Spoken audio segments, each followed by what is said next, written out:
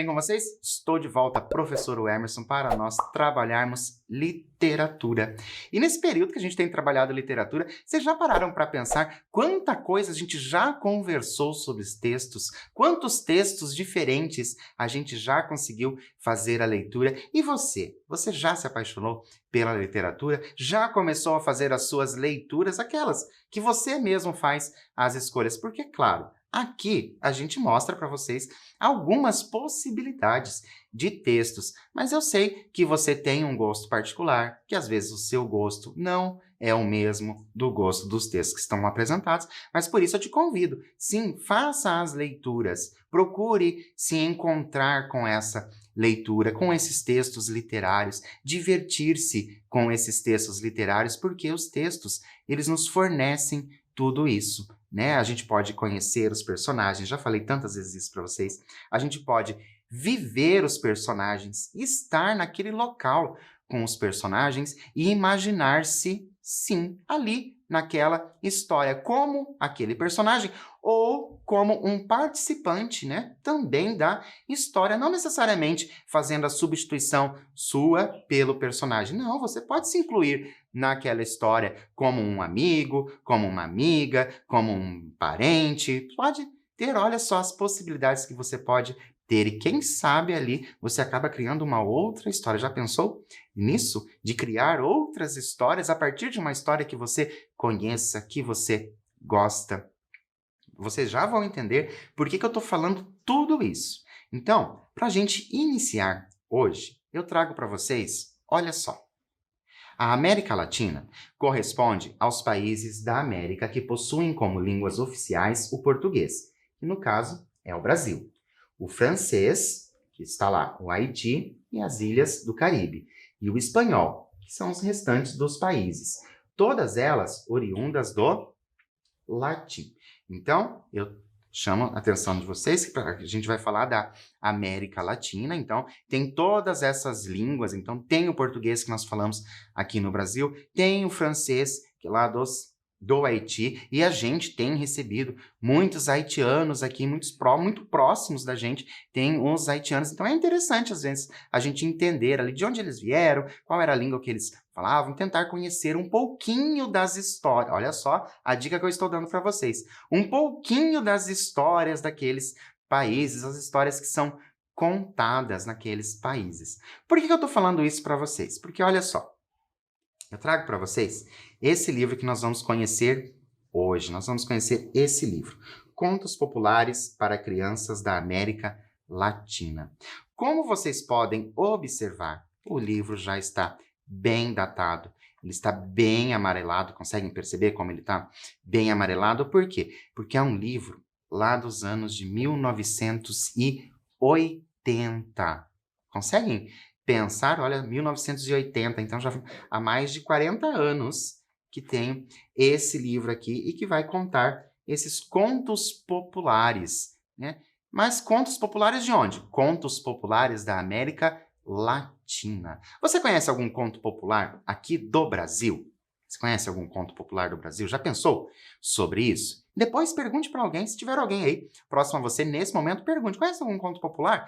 Mas se não tiver, pergunte depois, conhece algum conto popular? E quem sabe essa pessoa vai fazer essa contação desse conto popular para você. Então é bem interessante a gente ir conhecendo. Então, olha só, este livro traz 8 contos populares, cada um de uma região da América Latina, ou seja, República Dominicana, Colômbia, Guatemala, Nicarágua, Venezuela, Equador, Peru e Brasil. Então, este livro vai trazer os contos desses países. E o Brasil ali está incluso. Mas eu já vou dar uma dica para vocês que o conto que nós vamos ler não é do Brasil, não. É de um outro país. E por isso eu já te convido para a gente ver algumas imagens. Então, veja algumas imagens. Preste bem atenção nessas imagens. Tente relacionar essas imagens a alguma coisa que você já tenha visto na TV ou visto em livros, mas tente fazer algumas relações. Então, apresento para vocês a nossa primeira imagem. Olha só, nessa imagem, o que você vê? De qual local será que é essa imagem? Será que essa imagem é do Brasil? Será que é de outro país? Mas se for de outro país, de qual outro país pode ser? Olha a outra imagem que também apresento para vocês. E essa? Conhece essa imagem? Já viu algo assim? Ou na TV, ou na internet, ou em livros? Sabe de onde essa imagem é? E agora coloco para vocês essas mãos trabalhando. Essas mãos trabalhando remete a quê? Lembrem-se, nós estamos falando da América Latina, certo? E agora eu te convido para quê? Agora a gente já viu as imagens, nós já vimos as 3 imagens, tá? Essas imagens estão relacionadas, certo? E agora eu te convido para a gente pensar um pouco. De acordo com as 3 imagens, aquelas 3 imagens apresentadas, de qual país da América Latina será a nossa história de hoje? Vou dar um tempinho para você escrever ou mesmo pesquisar e eu já volto.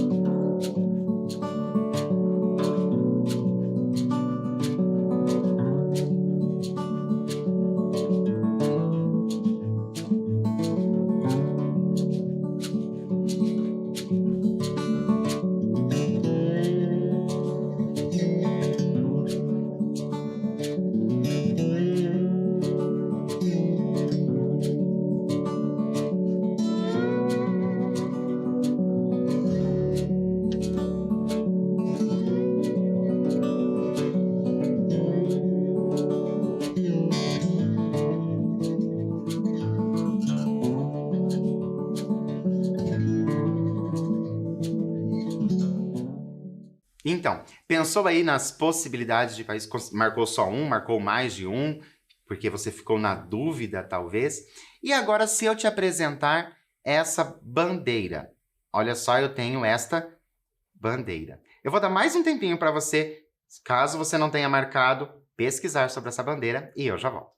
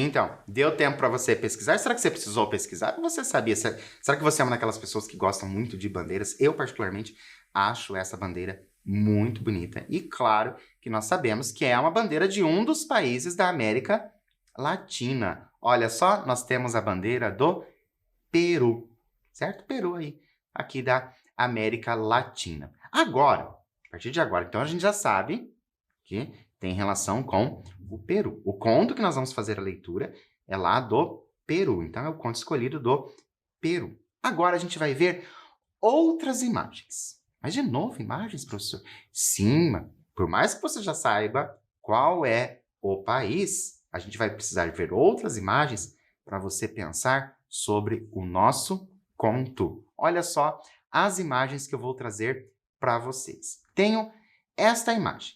Já viu isso em algum lugar?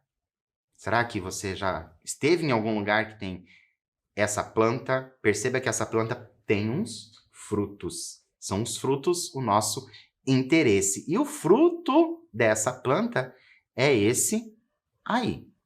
Esse é o fruto da nossa planta. Então, agora, conhece esse fruto? Já viu esse fruto em algum lugar? Nem que for no supermercado, já viu esse fruto no supermercado? É uma daquelas pessoas que conhece o fruto? É uma daquelas pessoas que gosta do fruto?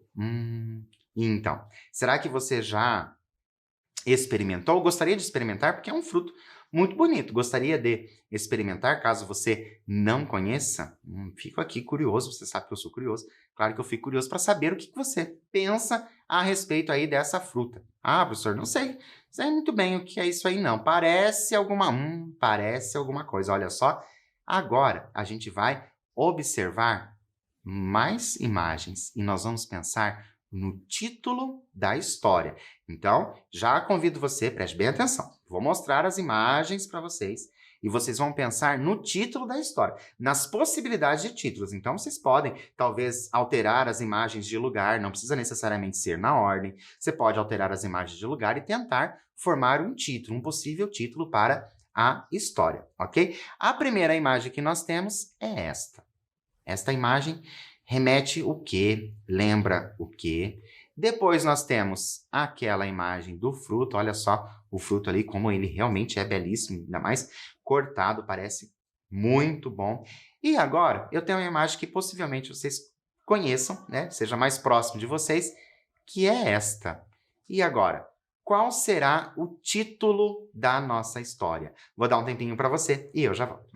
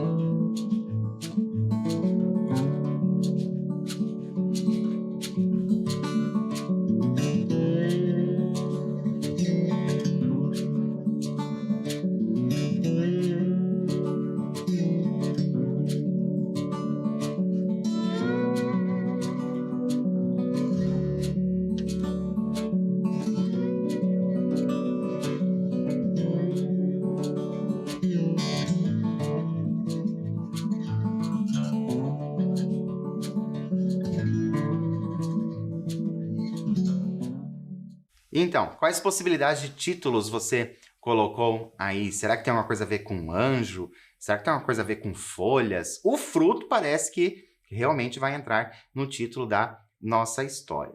Caso você não tenha conseguido saber o título da história, não se preocupe. Significa que você criou outros títulos possíveis, certo? Mas depois que você descobrir o título da nossa história, pergunte para alguém mais velho que você, aí alguém bem mais adulto, tá? Não adianta ser aí um adolescente que possivelmente ele não conheça, mas pergunta para alguém mais velho, ou avô, tio, vizinho, vizinha, alguém que seja bem mais velho, que possivelmente esta outra pessoa vai saber do que nós estamos falando, porque o título da nossa história, olha só, é A Vara de São Marmelo. Muito bem, esse é o título da história.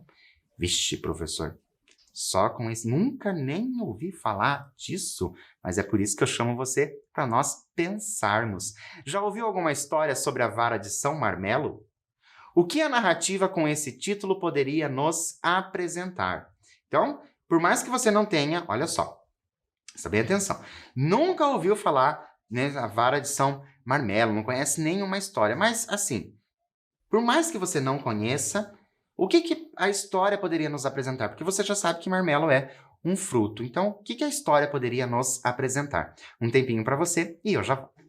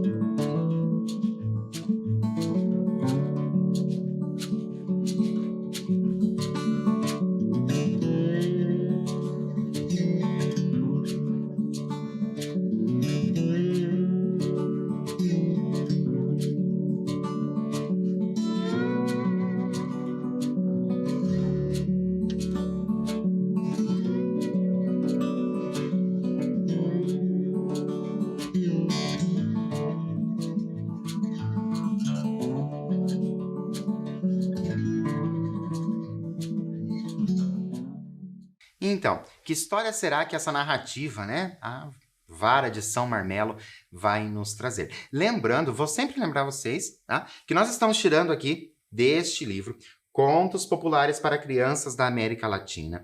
É um livro, lembra que eu falei para vocês já? É um livro lá dos anos de 1980. Talvez você até conheça a história já. Talvez você já até conheça esses contos, essa história. Mas pode ser que ao longo do tempo essas histórias são modificadas. Porque vocês lembram que a gente já falou que os contos, por serem tradições orais ali, ao longo do tempo eles vão sendo alterados. As pessoas vão colocando de acordo ali com alguma coisa da sociedade. Então é muito comum você, conheço isso, já ouvi isso em algum lugar, mas é diferente. Não tem problema, porque os contos, tendo ali o seu princípio nas narrativas orais, eles podem sim se alterar ao longo do tempo. E falando dessa edição, que é dos anos de 1980, nós temos aí mais de 40 anos. Então, afinal, eu te convido para a gente fazer a leitura A Vara de São Marmelo. Acompanhem comigo. Casimiro, um camponês simples e trabalhador, morava com seu irmão Ferdinando em uma casa simples em um sítio.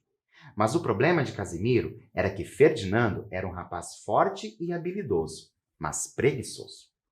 Para ser mais exato, era super preguiçoso.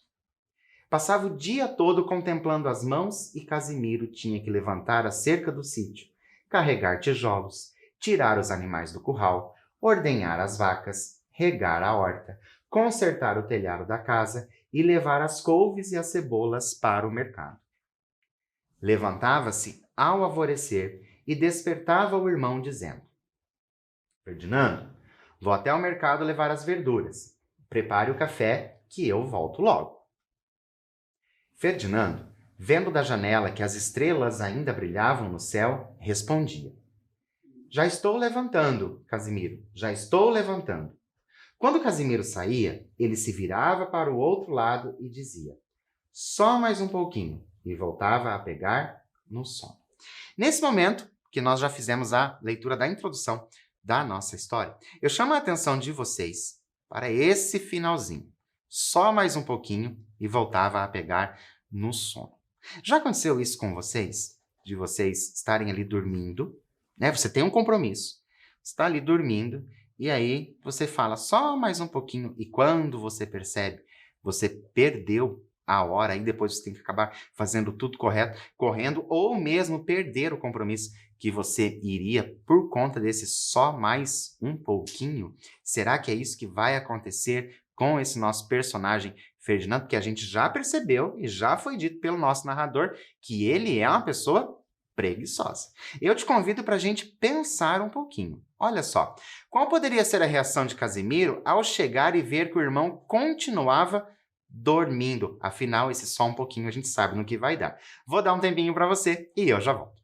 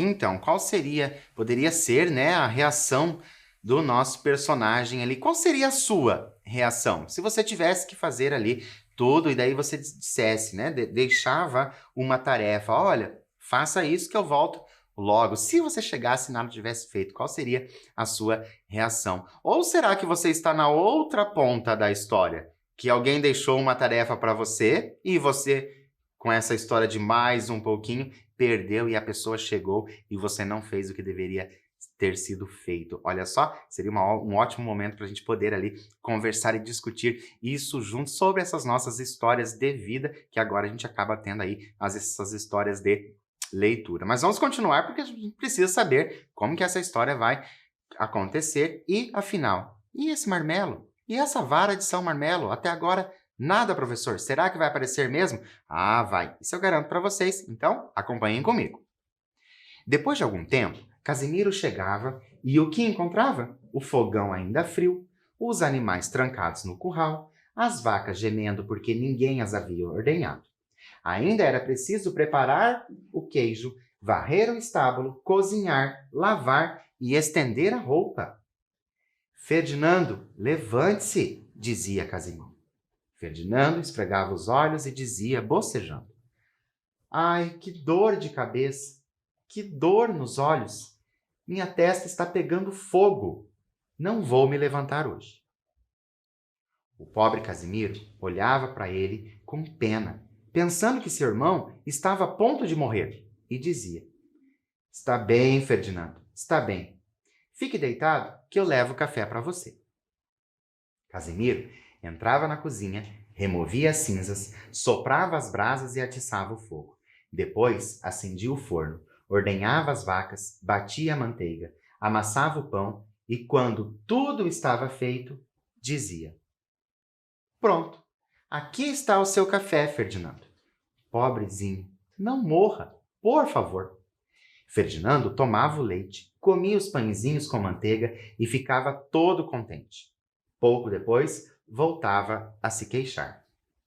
Que dor nos olhos, que dor nas mãos, que dor no peito. Então, encostava a cabeça no travesseiro e pegava no sono.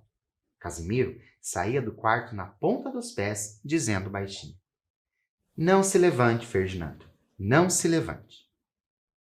Casimiro consertava o telhado, cercava o curral, levava os animais até o rio e depois os deixava pastando, semeava e voltava para casa perguntando: como você está, Ferdinando?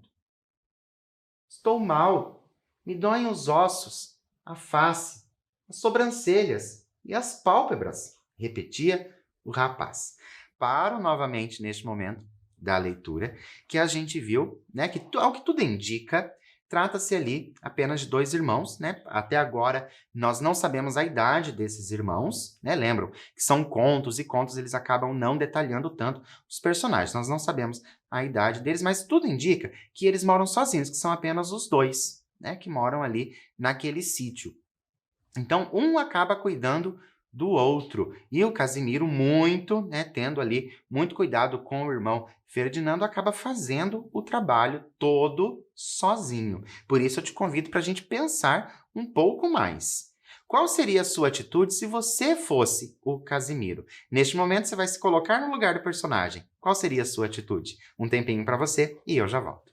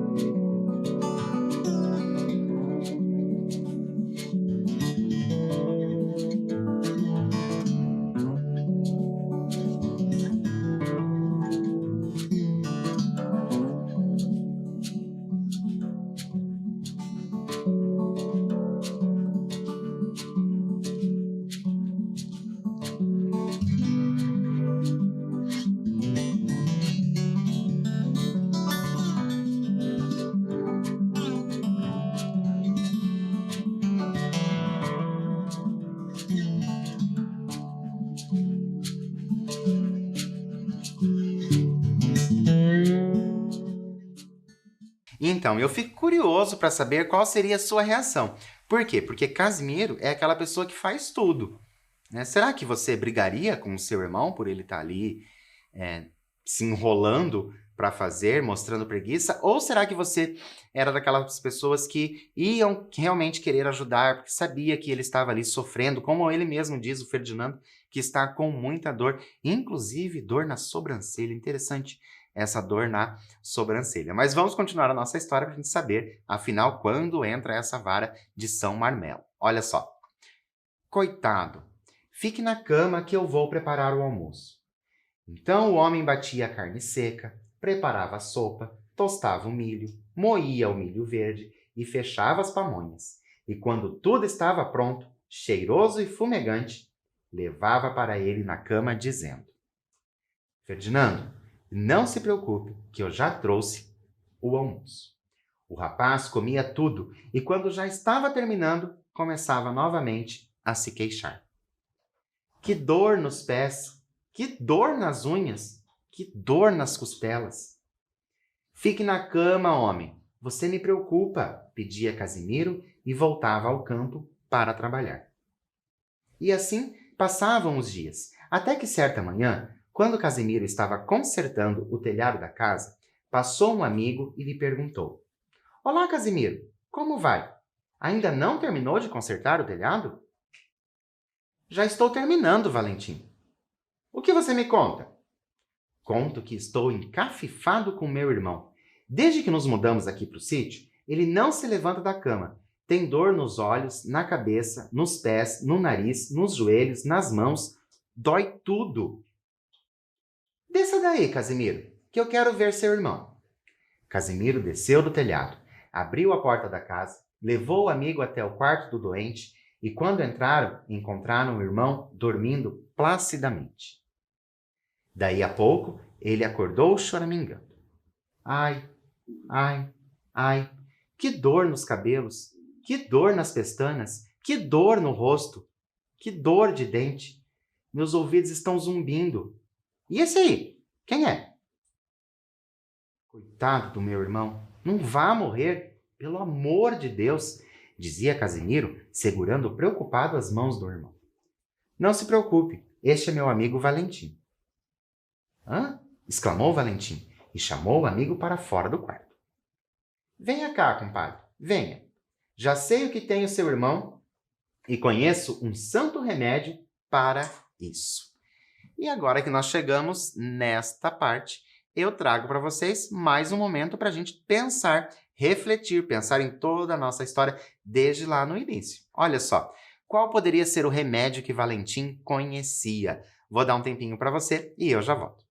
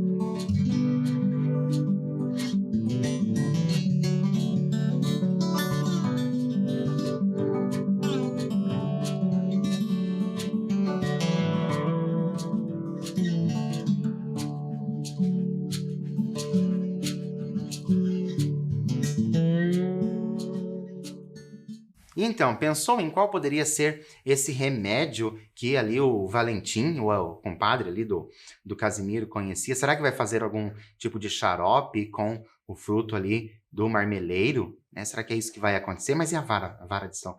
que será que vai acontecer? Ah, será que é algum tipo de raiz que vai utilizar para fazer? Né? Muitas possibilidades podem acontecer. E é claro que a gente vai descobrir juntos o que acontece. Então acompanhem lá.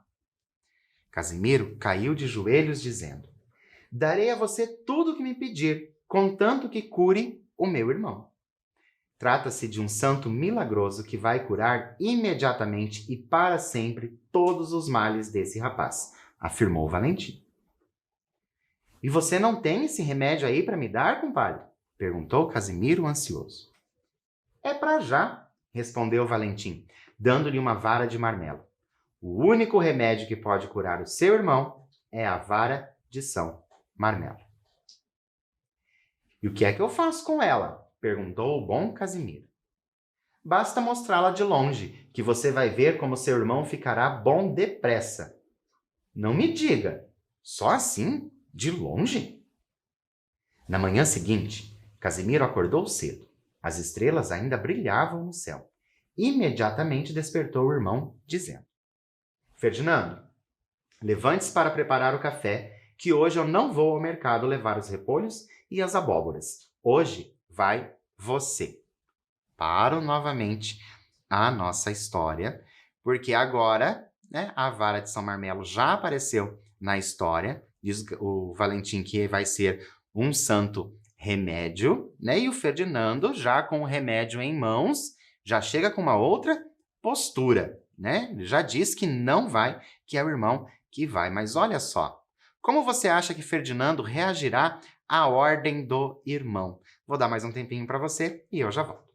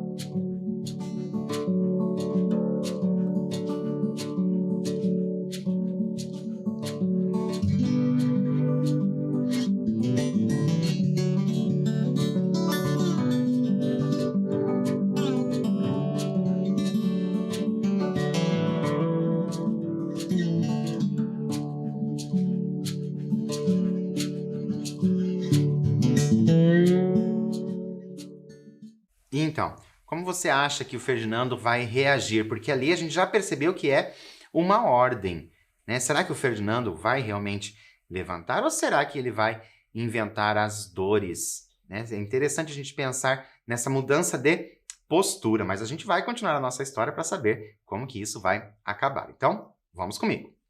Ferdinando imediatamente começou as queixas. Ai, ai, ai, me dói tudo, das costelas aos joelhos, dos joelhos aos calcanhares e da cabeça ao pescoço. Casimiro levantou a vara, olhou firmemente para o rapaz e disse: Meu querido irmão, já tenho o remédio que vai curar todos os seus males. Com isto acabarão todas as tuas dores. Aqui está ele. E levantando a voz, acrescentou: Levante-se e prepare o café. Ao ver a vara, Ferdinando levantou como que movido por um terremoto. Imediatamente saiu para a cozinha, removeu as cinzas, acendeu o fogo, correu até o rio, trouxe água, saiu para ordenhar as vacas, pôs o leite para ferver, bateu a manteiga, amassou o pão, limpou a mesa e serviu o café. Terminada a refeição, ele lavou as xícaras, tirou os animais do curral, varreu a casa, limpou a cozinha e pôs tudo no seu devido lugar. Em seguida, carregou os burros com as verduras e rapidamente se dirigiu ao mercado. Casimiro estava atônito. Era absolutamente certo o que dissera seu compadre Valentim. A vara de São Marmelo era um santo remédio. E agora a gente chega ao fim do nosso conto e vimos que sim, que a vara de São Marmelo era um santo remédio e ajudou ali, né, o Ferdinando a acordar para a vida, deixar a preguiça de lado. Mas nós vamos refletir mais um pouquinho. Quais outras formas Casimiro poderia ter encontrado para curar o irmão? Vejam que o curar está entre aspas, né? Porque a gente sabe que o Ferdinando não estava doente. Vou dar mais um tempinho para você e eu já volto.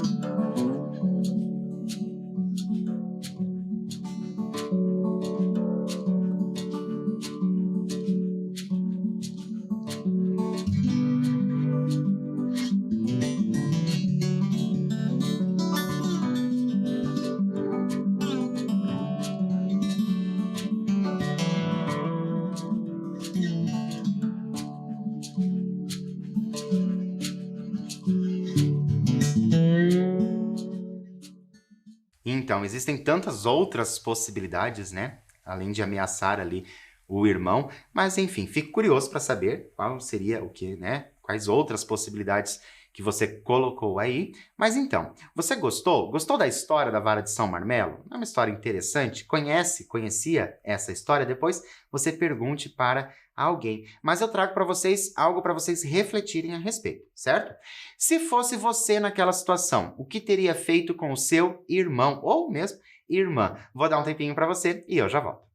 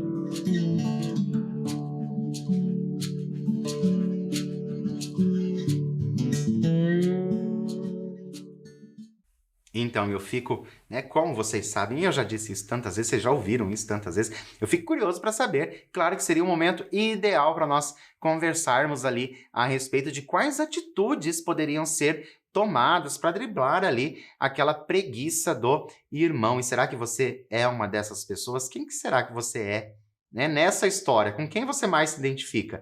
Com o irmão que faz as coisas ou com aquele que está sempre arrumando uma desculpa para não fazer absolutamente nada? Fico curioso para saber qual é o seu lado dessa história, hein? Mas por falar em curioso, eu trouxe também uma curiosidade para vocês e já com uma pergunta. Você pode me responder aí, né, o que você acha ou o que você já ouviu. Preguiça é doença? O que vocês acham? Preguiça é doença? Vocês já ouviram? Alguém já falou para vocês assim? Nossa, preguiça é doença. Você já ouviu essa expressão? Sim ou não? Alguém já falou? Normalmente é alguém mais velho que fala isso pra gente, que né, preguiça é doença. Mas afinal, será que preguiça é doença? O que você acha? Você acha que preguiça é doença? Você acha que ali, na nossa história, no caso ali do Ferdinando, será que era preguiça mesmo? Ou será que existia uma doença? Por isso eu trago essa curiosidade para vocês. Olha só.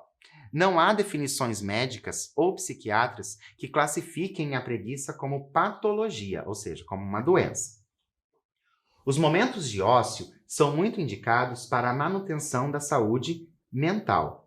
É importante ressaltar, todavia, que a preguiça é sintoma de algumas patologias, como a narcolepsia, que é o excesso de sonolência, a depressão, cujos sintomas incluem passividade e falta de motivação, ou ainda síndromes ligadas ao cansaço, como a síndrome da fadiga crônica.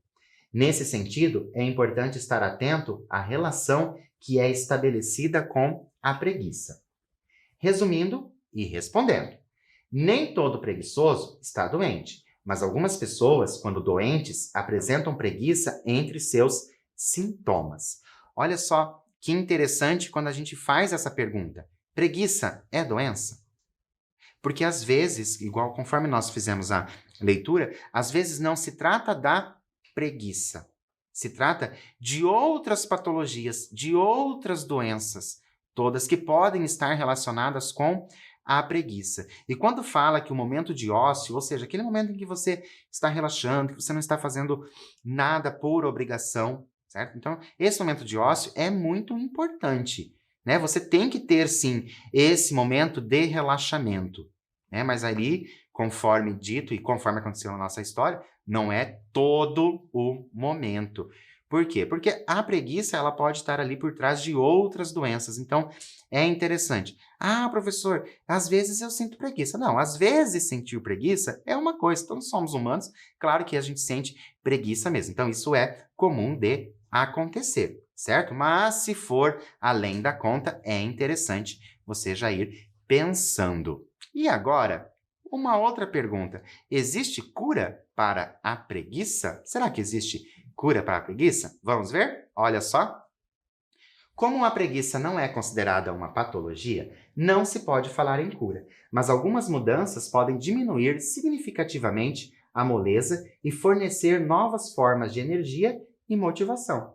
A prática de exercícios físicos é uma dessas mudanças. Algum acompanhamento terapêutico também pode ser indicado na tentativa de buscar compreender as causas da preguiça ou ainda resgatar antigas atividades consideradas prazerosas. Além disso, alimentos mais leves e dietas mais balanceadas parecem estar diretamente ligados à disposição para as atividades. Então, a gente sabe, né, que como não é patologia, não vai ter uma cura. Isso a gente já sabe. Mas nós temos ali algumas dicas do que nós podemos fazer para tirar essa preguiça que a gente sente no dia a dia. Então, atividades físicas, cuidar com a alimentação, alimentos mais leves, porque a gente sabe que o alimento ele está relacionado, né, com o funcionamento do nosso corpo. Então, se a gente come coisas muito pesadas, né, para digerir esse peso da alimentação, é claro que nós vamos ter ali, né, uma indisposição e vamos ficar preguiçosos. Claro que eu espero que você não seja essa pessoa preguiçosa, assim como era o nosso Ferdinando da nossa história. E a gente já viu ali, né, que ele não foi curado. Por quê? Porque não existe cura por não se tratar de uma doença. O irmão Casimiro apenas deu ali um alerta para ele, e foi um alerta muito bem dado, porque ele se espertou mesmo para a vida. Por hoje, eu fico por aqui, mas é claro que eu te aguardo na nossa próxima aula. Até lá!